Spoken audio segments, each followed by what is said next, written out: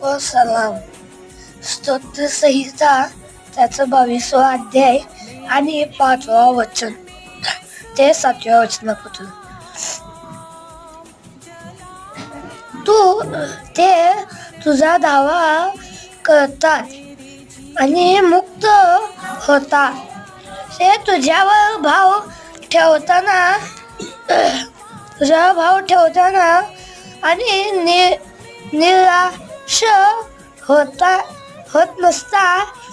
मी तर कटीक आहे.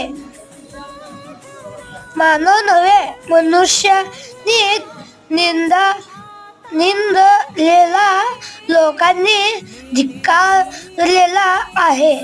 मला पहा, सर्व माझा उपहास करतात, व्याकुळ दाखवतात. थेटेने